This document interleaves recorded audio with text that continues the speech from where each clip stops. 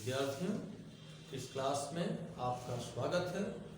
मैं अवधेश प्रजापति आज आपको वास्तविक संख्याओं में अंक गणित की आधारभूत प्रमेय बताने जा रहा हूं।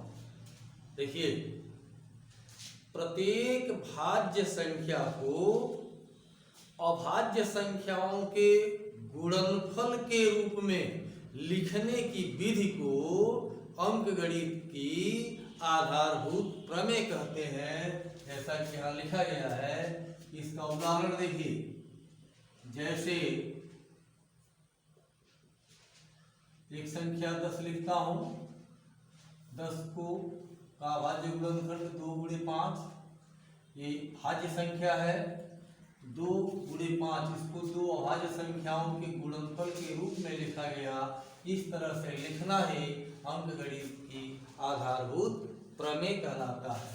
30 को हम लिख सकते हैं 2 गुणे 3 गुणे 5, ये अभाज्य संख्याओं के गुणनफल के रूप में 30 को लिखा गया है। इसका गुणनफल 30 ही होगा। 2 गुणे 3 6, 6 गुणे 5 30। इस प्रकार 30 क्या है?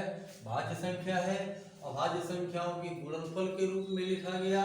तो अभाज्य संख्याओं के गुणनफल के रूप में प्रत्येक भाज्य संख्या को अभाज्य संख्याओं के गुणनफल के रूप में लिखने की विधि को अंकगणित की आधारभूत प्रमेय कहते हैं। आइए इसमें थोड़ा सा देखते हैं। अंकगणित की आधारभूत प्रमेय से या प्रमेय की सहायता से दी हुई संख्याओं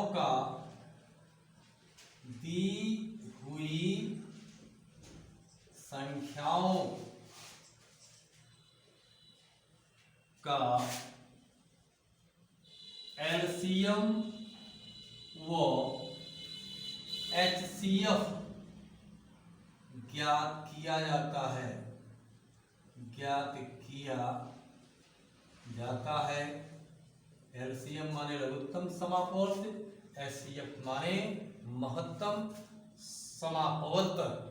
देखिए, इसका उदाहरण यहाँ लिखता हूं। एक क्वेश्चन लिखता हूं। 10, 20, 30 का एलसीएम व एचसीएफ ज्ञात कीजिए।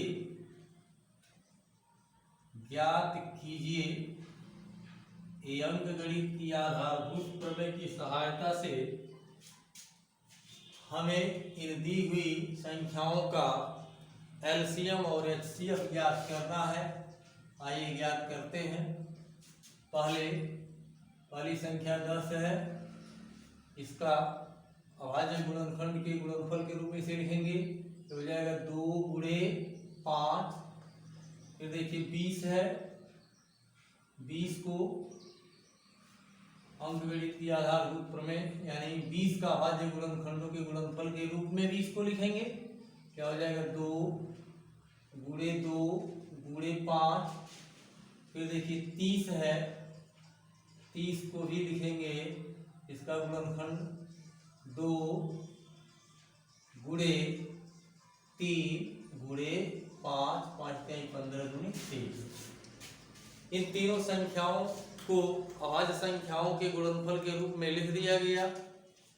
अब हम एलसीएम ज्ञात करते हैं। एलसीएम वाले एचसीएफ ज्ञात करते हैं। एचसीएफ किसका? 10, 20, 30 बराबर। देखिए, इन तीनों संख्याओं का गुणनखंड किया गया है। जो गुणनखंड सभी संख्याओं में सम्मिलित होगा उसमें से एक लिखेंगे। दो देखिए इन तीनों संख्याओं के गुणनखंडों में सम्मिलित है, दो लिखेंगे। फिर देखिए ये 5 तीनों संख्याओं के गुणनखंडों में सम्मिलित है, यानी कि ये 2 और 5 सब में सम्मिलित है, यही दोनों लिखेंगे और गुणा करेंगे, कितना हो जाएगा 10।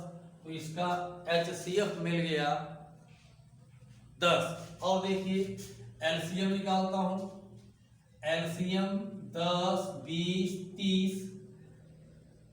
जो गुणनखंड सब में सम्मिलित है उसमें से एक लिखेंगे, ये 2 सब में सम्मिलित है, फिर ये 5 सब में सम्मिलित है, लिख लिया। ये देखिए 2 अकेले है, इसको भी लिखेंगे। यह 3 भी अकेले है, इसको भी लिखेंगे और गुणा करेंगे, 5 दूनी 10 दूनी 20 23 60। तो ये इन तीनों संख्याओं का एलसीएम प्राप्त हुआ। HCF कैसे प्राप्त किया जाता है? जो गुणनखंड सब में सम्मिलित होता है उसको लिख करके और गुणनफल प्राप्त करते हैं तो HCF हो जाता है। और एलसीएम क्या होता है? जो गुणनखंड सब में सम्मिलित होता है उसको लिखते हैं, जो अकेले होता है उसको भी लिखते हैं और गुणनफल प्राप्त कर लेते हैं, वह एलसीएम हो जाता है।